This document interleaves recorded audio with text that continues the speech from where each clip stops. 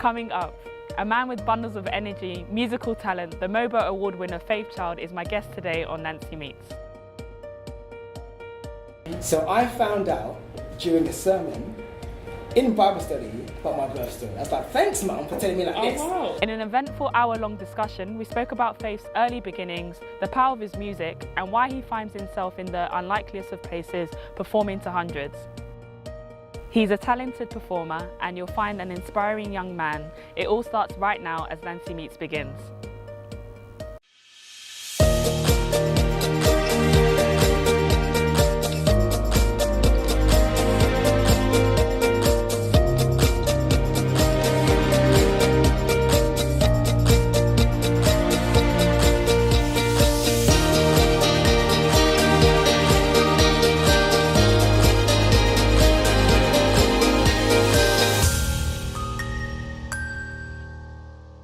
And a warm welcome to another edition of Nancy Meets. I'm Nancy Mills. My guest today is used to performing in venues across the world. As one of the UK's premier gospel artists, Faith Child has amassed an energetic following who believe wholeheartedly in the man behind some of the industry's most relevant and engaging lyrics. But to get to the position where Faith Child is winning awards and touring the nations has taken a great degree of faith, pun intended, and determination always to have a goal in sight. When I sat down with Faith Child at London's The Hoxton, I began by asking him about the starting point to his journey and when he knew that music was his calling. So let's start from the beginning. Yes. The name and the beginning of the career.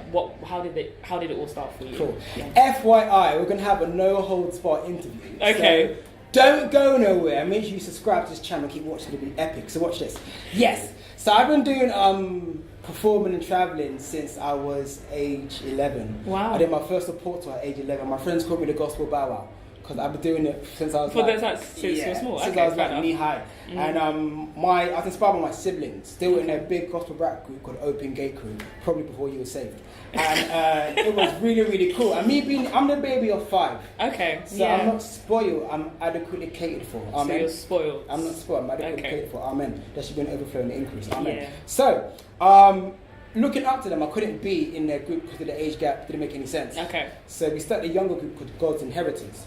And I was called MC Faith then because during like the So Solid days, so like MC Lark, MC Me, whatever, so we called MC something, so I was MC Faith. Yeah. Then that era died out. Then I was Faith Kid for like 20 seconds. A kid is a goat, Faith goat. Don't really like that. Okay. So I thought, kid, child. I'm a child of God, Faith child. So that came. And so seeing my siblings in music, I was inspired by them. So I was in a group, and then eventually I became the Beyonce. I went solo, and now I'm on Nancy Meets. So it kind of worked out. What happened to Michelle and Kelly? Where the So rest of they, little by little, they kind of started leaving the church. Okay. Parents have a little pass with the other auntie. Okay. The other auntie didn't give me enough chicken when we were serving food on Mother's Day service, so I'm leaving church today. Okay. So that kind of like silly bickering, they kind of just parted. Okay. So I remember we had a show because with me and just one guy left now in the group. He never turned up. I was like, I can't do this on my own. I think I was maybe 12 or 13. No, I would have been 14, 15. And I rang my mum and said, Mom, he didn't turn up. And Mum said, you were born alone. Wow. Do you know what I mean? Like, don't let no one stop what you've been called to do. So I did it, and that was the birth of me being a solo act. Okay. So the deeper meaning behind Faith Child is linked to my birth. So I'd chosen a name before knowing my birth story. And it's funny how God, like, orchestrate things to work out. That's true. Now, I found my mum's I'm a PK, I'm a party's kid. So I found out during a sermon in Bible study about my birth story. I was like, thanks mum for telling me like this. Oh wow. So she didn't actually ever sit you down? No, we never sat down, we never had Milo, Bonvitar, Okay. never had malted milk. It Yeah, wasn't fancy like that, no. it just told me straight. So she said, she now told me, I learned that when my mum was, the night I was conceived, my mum had a coil in her. My dad used a contraceptive, which means the stork can't bring the egg. Amen. Okay. Amen. So me and God being God, I still managed to come through. So she went to the hospital to abort me, and God spoke to her audibly for the first time and said, "Don't abort the baby." And she was like, "Okay, who's this?" Kind of weird. But she had a single mum, 4 kids, domestic violence, poverty. How can I cope? And God said, "Believe, have faith in me, and I show myself to be God." So I was a faith child, literally, so to say. Okay. And God said to her, "I'll make this pregnancy easy for you, and I'll show you towards favour or mercy, wanted to, through this child." And one of the signs of that was that I was born on Mother's Day. Oh, That's Mother's Day gift of that year. And my labour was 1 hour. Now, I think my elder sister, I think it was like 18, 16 hours. Normally the first one tends to be longer anyway. Okay. But when you compare 18 hours to 1 hour, I literally slipped out whilst Mum was making jollof rice for the mothers, for Mother's Day service, which is pretty cool. So, I mean, obviously, you're indebted to your mum. You can never literally turn around to your mum and say, I'm not going to take care of you. Yeah. Because God said that you actually have no choice. Yeah. Literally. Yeah. That's quite a big, like, first step, you know, into life regardless. So you can't completely, like, defy the odds. Do you feel like you've done that regardless, like through education, through your career? Do you feel like you are still, like, defying the odds in everything that you do? Yeah, I know I'm a special child. Related to my birth, I always inspire people. You might be a mistake, like I was a mistake, but God never makes mistakes. Mm-hmm. And the fact you're alive today, so God can do amazing things for your life. As long as there's life, there is hope. Mm-hmm. And you are the light at the end of somebody else's tunnel. Mm. You could be 7 or 70, and God can still do phenomenal things for your life.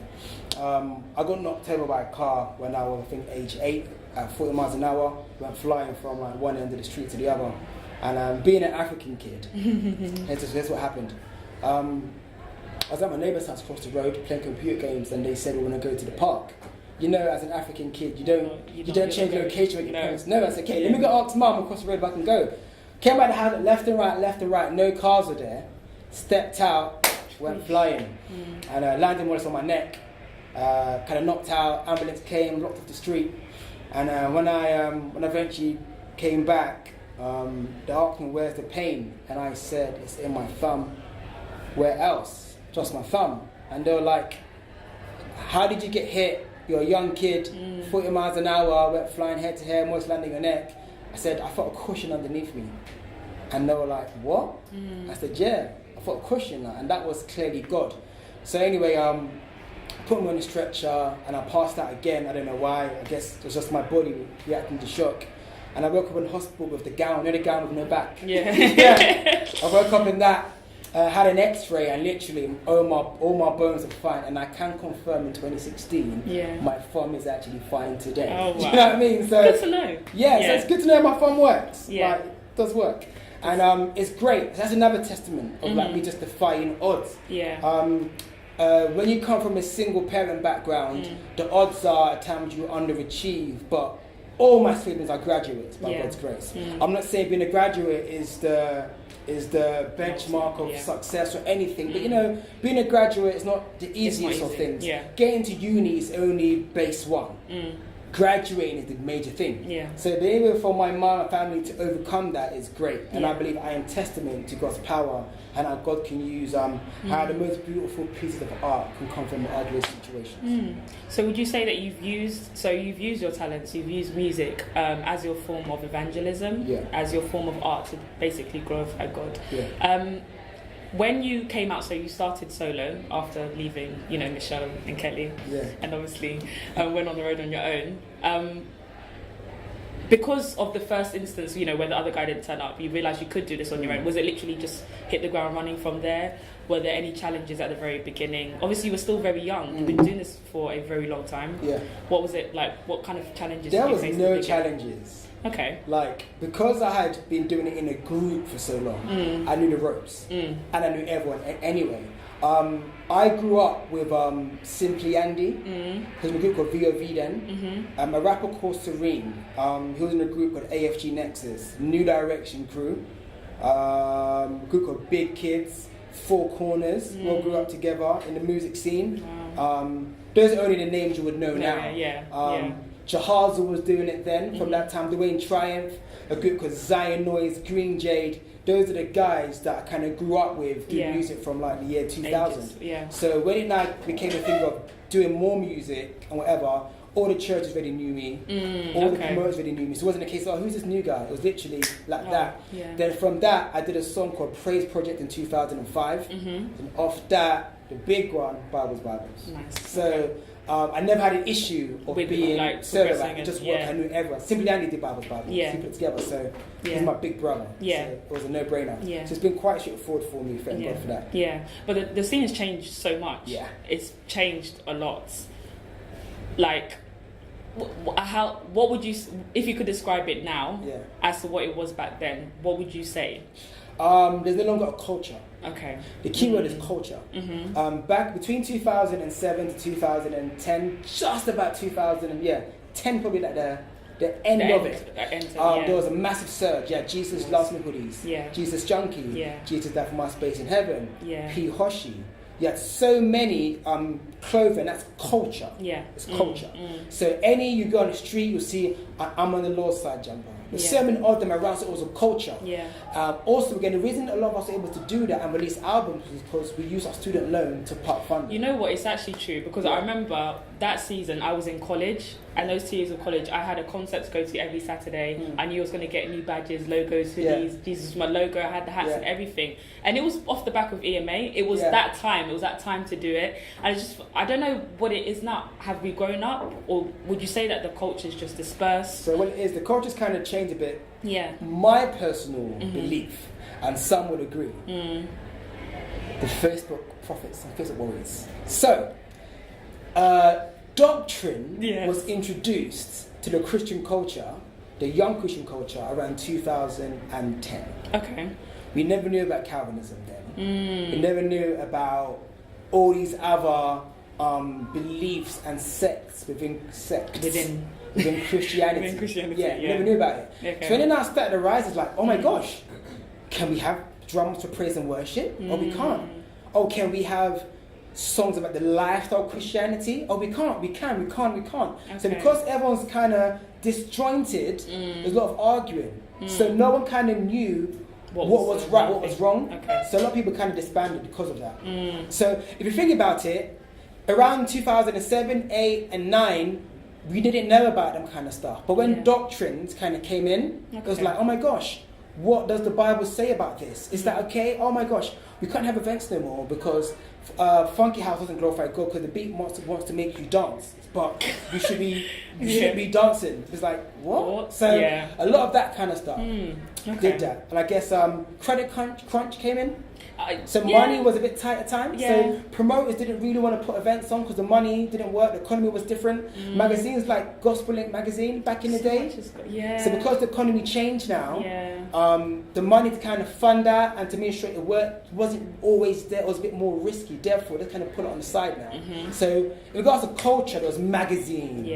There was radio stations. There were blog sites. There was clothing. There was music. There was platforms for you to know about Christianity, the Christian faith and how it worked. Because this kind of thing died down, it didn't kind of work. However, the Christian scene is not dead. As long as there's a church, there's always a Christian scene. There's always a Christian scene. But people tend to equate Christian music to London. We're the hub. But I gig in Exeter, Cornwall, Scotland, Manchester, other regions of the United Kingdom which aren't London, but it's still popping there. But obviously because London is the central hub and it's the capital of the United Kingdom, we tend to think if it's not popping in London as it used to, it's not popping elsewhere, but it's not true, it is popping. So do you think with that period of time where we had so many platforms and so many ways to express our faith, it opened the door to a lot of mediocrity in our art, as in anyone could get up and do it, literally, and we had some good artists and we had some really bad ones, admittedly. I feel like the fact that that's all been cleaned away, I feel like now with where the scene is, we have quality. So people have taken out time and they're taking their time to make their art and they're understanding it. Now with doctrine in their hands, so wouldn't you say that that's a lot better now that they have an understanding of who they are and what they're meant to believe in and can create art out of that? I would say I think it's just growth. But like you said, I mean, Christian music within the UK doesn't boil down to just the MCs, but I don't feel like we associate you guys with any other singers that you might know of or praise and worship leaders. It seems like we're all very disjointed, whereas in America, Lecrae can stand alongside Kirk Franklin and not feel away. Do you know what I mean? But when you guys are probably on the same lineup as other people, we need to at least have one MC just so it looks like we're doing everything. Do you have you noticed that? Do you think it's just out of growth that we are where we are now, or it's just? I think it's interesting. I guess it's growth. Also, it's down to the promoter. For example, once I leave here, I'm doing a show with a guy called Evans. Okay. Evans, a boy, is like a great present worship leader here. Yeah. 2 months ago, I played a show with Matt Redman. He invited me on stage to close the show with him. Yeah. 2 weeks ago, I was with Sinach. Do Yeah. you know what I mean? So like, I can be with these people. Yeah. And not everyone can with do that different the way you genres. do. Yeah. But somehow it works. And I guess it's down to exposure. I met Matt Redman for the first time at that event. And he's like, Faith, I loved your set. Yeah. Please stay around. We'd love for you to come on stage with me to close the night. Like, he never met me before. He might have heard my name. Yeah. If he hadn't, I wouldn't be surprised. But he saw my six. I really love what you do. So those relationships are able to be formed. I believe that our music is at a bigger, a better standard than it used to be. And I guess some people might say Christian music then or now might be a bit rubbish or crap or not good.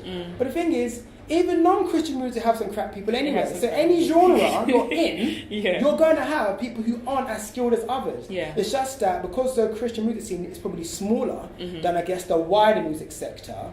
So because you do the odds and just do the maths, you would easily see those in the Christian scene who aren't as talented yet. Yeah. Or haven't perfected their craft yet as those within the non-Christians. Look at Ice JJ Fish, that guy called in America. He can't sing his live. Yeah. But you know what I mean? Yeah. You clearly know he's not as talented, but he still exists and still gets followers and views and I guess bookings or whatever. So, yeah. That's true. So one thing I do admire about you is your time and the time that you've utilised. So in your period that you have been on the scene, you've had 2 albums out. Yeah. So and between those 2 albums, you've had the time to either tour or literally just work on them. Yeah. Is there any particular reason why that's important for you to allow that time between, any project that you put out? Yeah. Because so that you can find direction to where you're going next, live life a bit, put experiences into life. The reason why it took me so long was 1, I had to get it right. 2, I was so busy traveling. Like literally, I was really busy traveling. And it's expensive. I spent 17 grand on my last album. Wow. Yeah, I mean, that's like my own money. It's your own money? Yeah, my own money. I saved from events, shows, and my average stream of income that I did. I don't have a label behind me. Everything's done myself. Yeah. In February, I put on my own tour in the United Kingdom. And that was by myself as well. And I made a financial loss from it, but the respect, accolades, support, testimonies off the back of it is worth more than money. And I believe in running with your vision. Yeah. Do you know what I mean? Whenever God gives a vision, He provides. He gives a provision for it. I think it was Coca-Cola. They only sold like under 100 bottles in their first year. Yeah. But look at them now, a multi-billion-dollar company selling bottles by the second. Yeah. So whether you have a dream or a vision, it may not always work out, but focus on it. And if Plan A fails, there's still 25 other letters in the alphabet. Plan B to make Plan A work. So just be committed to your goal, but flexible to your approach. Yeah. How was the pressure though, in regards to putting so much money into your projects? And I mean, where was the income coming from? So you said, from stuff that you have done, shows and stuff. So did you get any help at all? My live shows, I'm big at having multiple income streams. Okay. Not for me, I mean for any person in general. Yeah. It hit me the other day. I saw a tweet saying the average person gets paid 12 times a year. I was like, what? A year? There's 12 months in a year. Yeah. I can't see myself getting paid 12 times in a year. I get paid probably once every 7 days or something, just because I have different income streams. Yeah. I'll get paid from shows, appearances, royalties. I also have a TV job as well where I produce and I present for it. Yeah. So it's I have other stuff. Writing songs, I get paid for writing songs to other people. There's other ways of doing that stuff and other things that aren't related to art, you can get paid for that. Yeah. So I use that, and also my family were very kind to give me some money as well towards that. Yeah. But the bulk of it was literally from myself. Yeah. And was there pressure? Not really. There wasn't really pressure. I don't have pressure to make it back. Okay. I know I'll make it back, but I don't have pressure to make it back. I will make it back in the first 2 months, but I will make it back eventually. And even if I don't make it back, I don't care. No one will invest in you until you invest in yourself. Yeah. And that's the most important thing about having a dream or a vision. And still to come on Nancy Meets. And one thing abstinence has taught me is to appreciate women for who they are, as opposed to anything secondary. I have a good team around me, so even if a girl wants to be silly, you won't get past my team. It won't run. I remember in 2007 I had a show, The fact that you remember this, it must be quite it was 07, and this girl came into my dressing room, and lip gloss popping, everything. And I ran to my boys saying, yo, there's a girl in my room, come to my dressing room now. A warm welcome back to Nancy Meets, and we're still in conversation with Faith Child. When we spoke, we found ourselves discussing about the changes of culture within the music industry and whether it's been for the better. Take a look. So you travel a lot. Yeah. Like, you perform in places that I didn't think listen to Christian music. Yeah. Like, very ignorant of me. But I just want to know actually what's the reception like when you're in like Croatia or Slovakia or like European countries or even over in the States. What's your reception like? The funny thing is, you said, oh, you didn't know they listen to Christian music there. They actually don't. Yeah. You're actually right. Okay. They don't. Majorly. I go there. It's virgin territory. I perform and they're like, wow. And I remember I did a tour in America in 2010, and I said to them, a lot of them heard me for the first time, and the reception's crazy. I'm like, why do you like my stuff? And they say, primarily it's good music. Yeah. It's primarily good music. And then I guess secondary or whatever to them, it has an amazing message. Message of love, hope, Christ, redemption, etc. But the key thing is good music. Your art should never be diluted. You should never dilute the quality of your art for your faith, or for the faith rather. My thing is, if you're going to represent an excellent God, you must work at an excellent standard. Yeah. If I want to reach if I want to reach a Jay-Z, because I was going to say, if you want to reach an Oprah audience, then you must kind of work on a standard Oprah would work at. Do you know what I mean? Good lighting, good camera, good sound. Yeah. If I want to reach a Kanye audience, then I must work at a level of excellence which I work at his standard or even better. Okay. So my thing is, if I want to reach any audience, work at your counterpart or work at your competition's level or beyond it. Yeah. So I'm very big on that. Yeah. So they love it. They do. I've seen like videos, I've seen like Instagram posts. Like you can tell that they actually love it. Yeah. So how are you doing their festivals? Are you going out and setting up your own shows?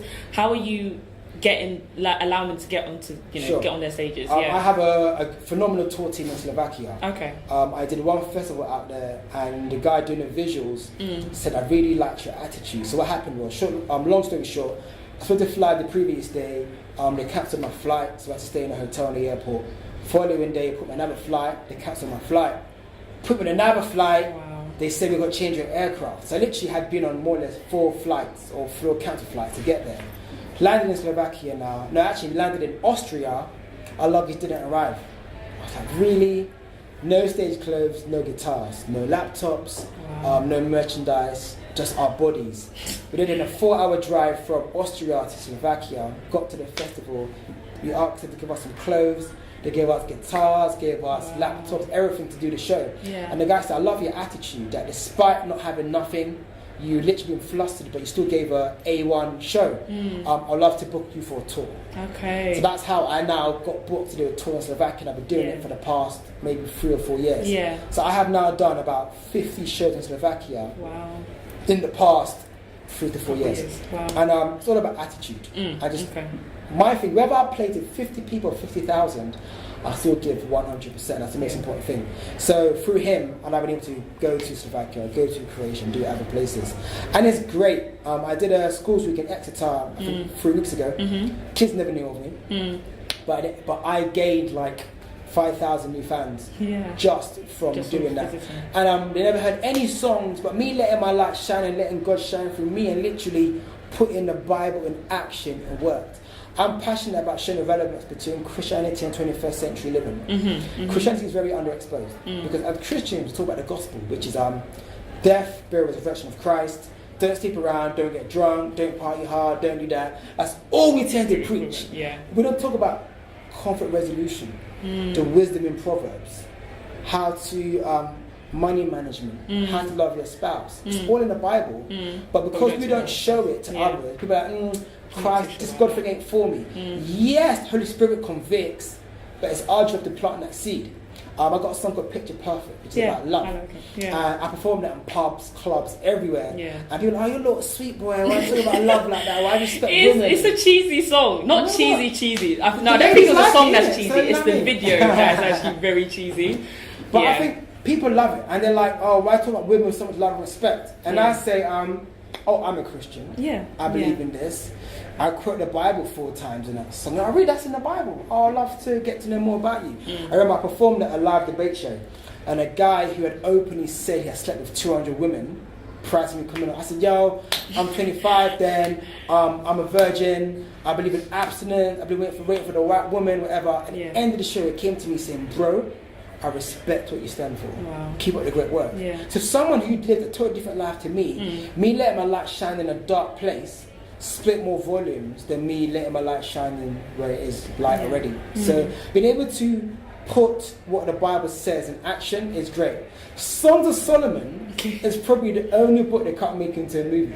Because that is like, they've got some stuff in there. You're like, you're like, dude, we're not doing that. Yeah. Your description is quite impressive. Do you know what I mean? So yeah, the Bible has the answers to many other things. Like, I was going through my phone book, I realised I never had your number in it. Do you know what I mean? Like, oh, I was reading numbers. Yeah, this is I realised I never had yours. No, do you know what I mean? So it's really people poor. have different chat lines that they use there. But you know what I mean? Do you? Yeah. Do you? But yeah. So the MOBO Awards. Yes. That was amazing. No. How did it feel? Like. Yeah. I don't think it ever sunk in. Okay. But for me, I was over it the next day. Wow. Okay. Reason being is, I got my first nomination in 2010. So it's been a long time. Then I did loads of stuff between that. Then I won it like a couple of months ago. Yeah. And the reason why it didn't really faze me is that God had showed me that you don't need accolades for me to do amazing things for your life. So I had done so many great things, 10 Downing Street, headline great venues, this and that. Yeah. Toured abroad without having that accolade. So when I got it, like, great, thank you. I'm just gonna carry on. Right. Yeah. And you know what? And what might add to that, because my life is so fast paced, I don't really get the processing until maybe, no word of a lie, 6 months later. Oh my gosh, I actually went to 10 Downing Street. Yeah. And because I'm used to like winning awards, I'm used to going to quarters of pound, I'm used to being in the mayor's office, I'm used to this and that, it's like, it's normal. But then from the outside now, it's actually not normal. So someone like, let's say if you're used to flying in private jets all the time, or you're used to having a driver, it's like, yeah, I have a driver. Then you realize, wow, 10 years ago, I was homeless, or 10 years ago, I couldn't even afford to get on a bus, but I've got a driver now. So when you're living in it, you don't really get to process it until maybe you sit down, you relax, and you're like, wow, that's phenomenal. Yeah. So do you think it wasn't necessarily a campaign, like, to get on MOBO, or do you feel like you were just working as hard as you were always working, and it just happened to come out that time?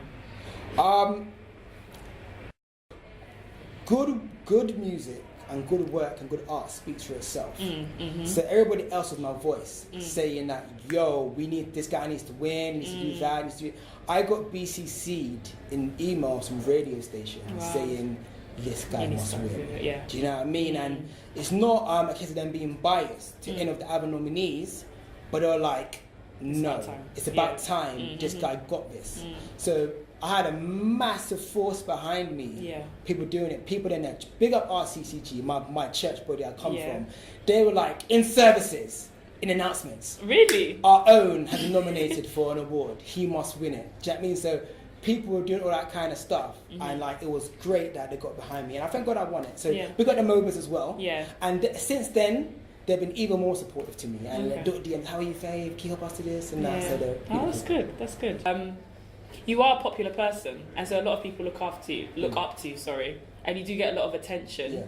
As a Christian male, and obviously comes with a lot of female attention, how are you dealing with that as well? Matthew 6:33. Seek ye first the kingdom of God and his righteousness, and all other things shall be added. I'm seeking God, and these God's getting added on to me. And I'm like, yo, like, I'm not on that thing. You know what?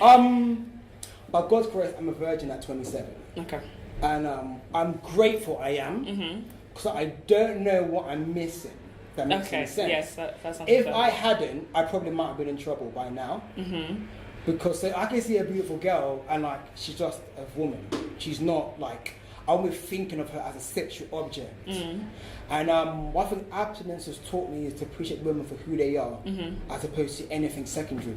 I have a good team around me, so like even if a girl wants to be silly, you won't get past my team. Like, it won't run. I remember in 2007, I had a show, yeah? The fact that you remember this, it must be quite memorable. It was 07, and this girl came into my dressing room, and lip gloss popping, everything. And I ran to my boys saying, yo, there's a girl in my room, yeah, like, come to my dressing room now. And like a minute, he didn't even like knock, he just burst through the door. Came in, chilled. Hey bro, you right? He's chilling there. Yeah. And any plan she might have had, just didn't happen that day. I'm not saying she had a plan, but any plan she might have had got cancelled immediately. Okay. Do you know what I mean? It's just being wise. Bible says, flee from every appearance of evil. Just being wise and knowing that don't put yourself in any situation that might warrant anything to creep in. But me, I know myself. I'm strong-willed anyway. Okay. But I just don't try to give attention to it. Yes, I'm single, I'm a male, whatever, but I just know that. Just be wise. And I know the responsibility I have on my shoulder. Like, it just takes one girl to say, he broke my heart, then I get shares on Facebook, and then now I'm blacklisted. When in fact, that she was just a fan who I didn't give attention to, that wanted to make up a rumor. And now my name's in the dirt. Yeah. So what kind of personal barriers do you put in place to make sure that you're consistently safe and, you know, out of trouble? You try not to slide into the DMs. Yeah. Try not to go in there. Oh, you're not that person then? Just try not to. Well, just saying. Gotta play smart. Just know yourself. I just know that there's loads of eyes on me.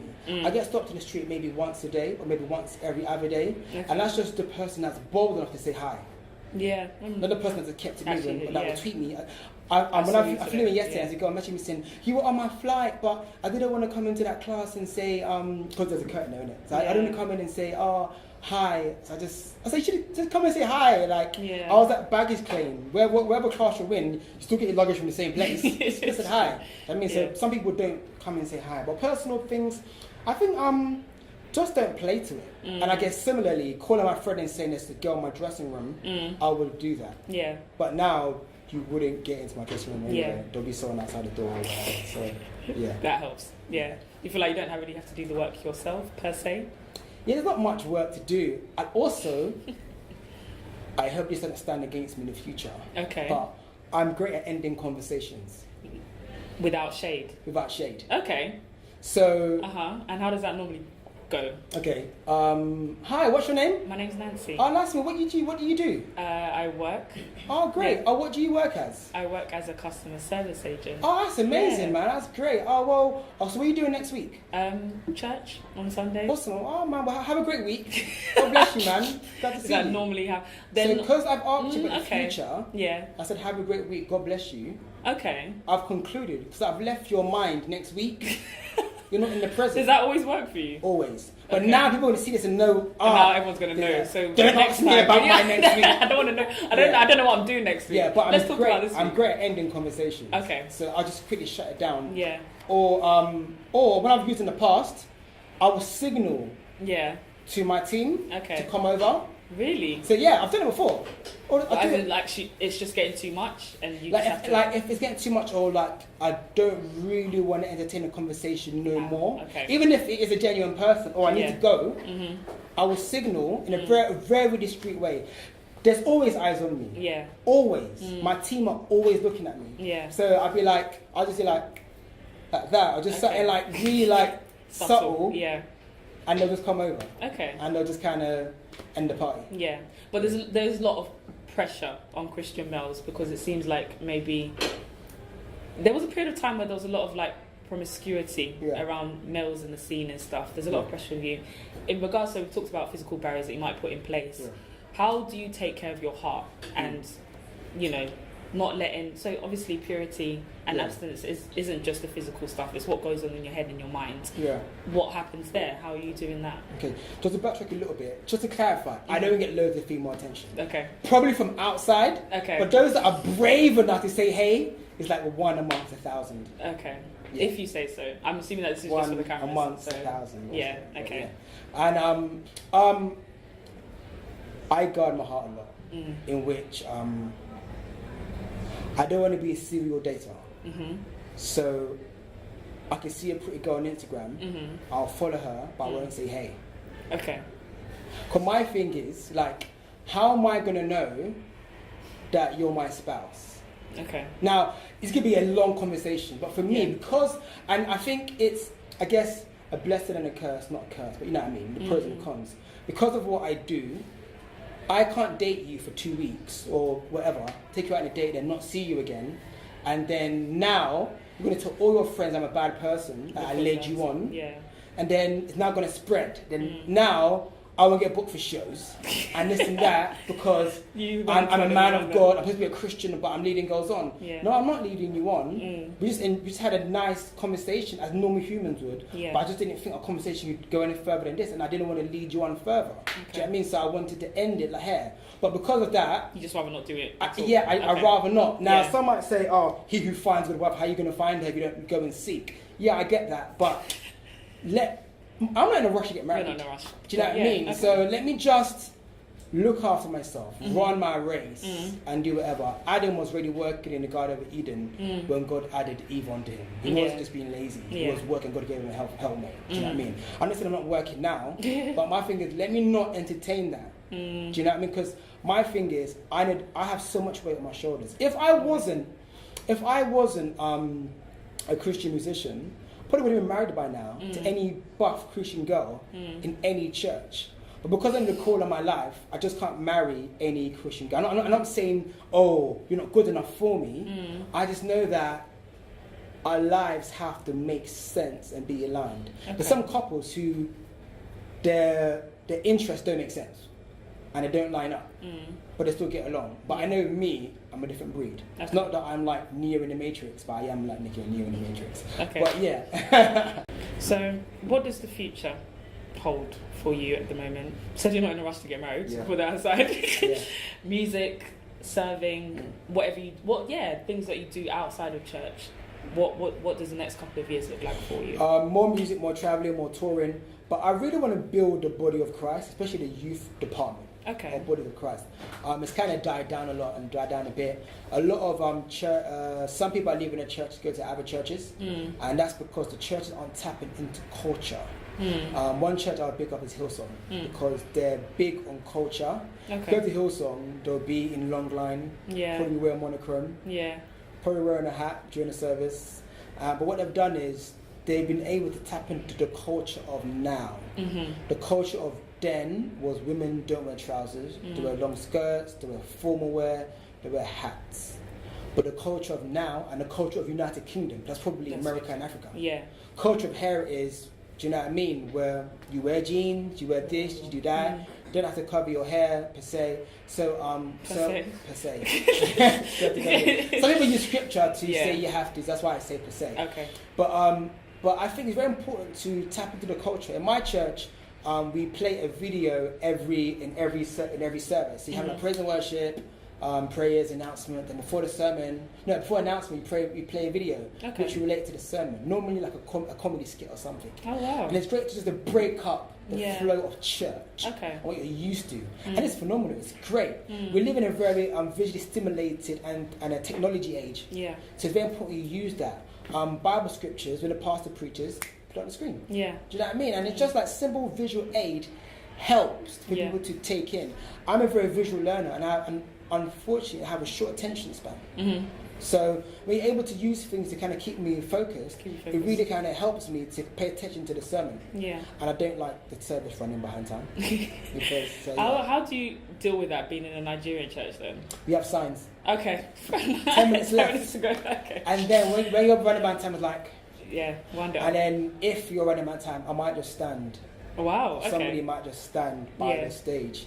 Which means I want to come on now. Okay. So you better come off. Wow, nice. But my thing, don't tell people to arrive early for church if you're not going to finish. People will come half an hour late because they know you're going to finish late. So let me just stroll in when it's time for me to stroll in. I'm still going to catch the word anyway because you would have delayed the sermon because you decided to take the 5-minute prayer for half an hour. Do you know what I mean? So my thing is like, you can do things in time, and you can do it and end on time. So I'm very big on time. Okay. It's very important.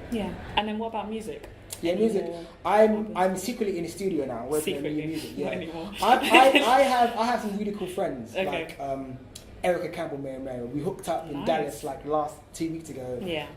People like me and Andy Minio are cool. In Nigeria, me and Sinach are kind of having a nice, cool thing. I got a friend Edwards that's big in Africa as well. We're pretty cool. We got a song together. So a lot of new relationships, and they all want to do songs together. Yeah. So it's like finding the right song and the right project to put it onto, and then have great UK guys here as well. And people who aren't even Christian artists want to work with me. I'll tell you a story. One guy said to me, well-known rapper, has a record deal and stuff. He was like, oh.